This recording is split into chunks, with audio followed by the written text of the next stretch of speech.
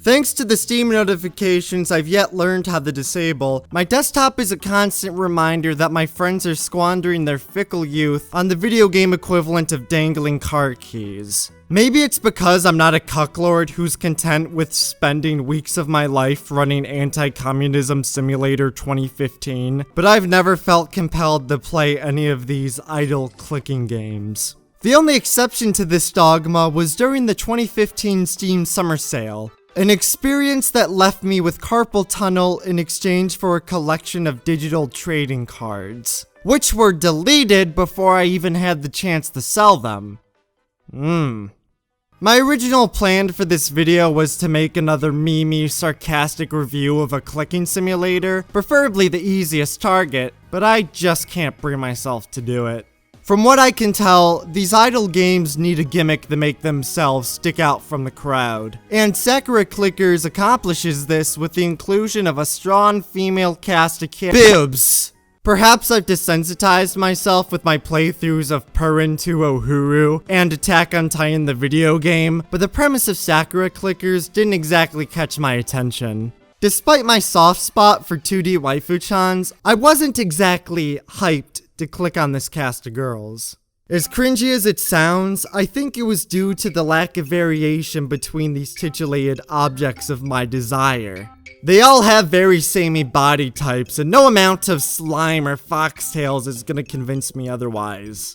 And I don't really consider myself an expert of these idle games, but isn't something that's mildly lewd like Sakura Clickers a bit risky to tinker with? From my understanding, idle games are most commonly used during work. I don't know, it just seems like you'd be one wandering eye away from a workplace disaster. But to be fair, people who don't know how the Alt-Tab deserve to be fired. Or, I guess if you're underage, you could get grounded for letting the devil taint your soul or some bullshit. Besides, I don't care what happens to you, the only important factor is for Sakura Clickers to please Jason Roof, and God, this game stresses me out. I'm the kind of person who can't watch anime in public without darting my eyes around every 5 seconds to make sure nobody's caught a glimpse of Dokuru-chan. So to have this game running while I'm away from the computer quite literally kills me from the inside. But that's just my take on the game. I realize that these are just my opinions on Sakura Clicker, and by extension other browser click whatevers, so feel free to call me an idiot in the comments below.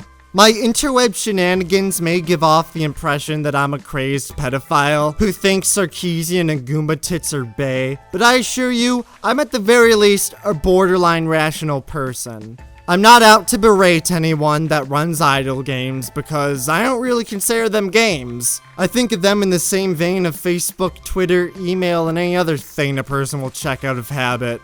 Sure, it's easy to tease internet friend number 793 for having this program open for half a week or so, but it's not like I'm innocent. If there was a timer that kept track of how long I've had sites like Twitter open to my desktop, I'd look like an obsessed monster. So are these idle games good? Probably not. In the end, it's another time waster and thing to worry about, even if it is absolutely minimal. But are they worth giving up on? Nah, people will always find ways of distracting themselves. And if you're really concerned with breaking any computer-based habits, then delete your social media and go for a walk. Best case scenario, your cookie clicker skills somehow get you laid. Worst case, you sacrifice another 7 minutes of your day on bullshit. And a very worst case scenario, you're Castosaurus. Wrecked.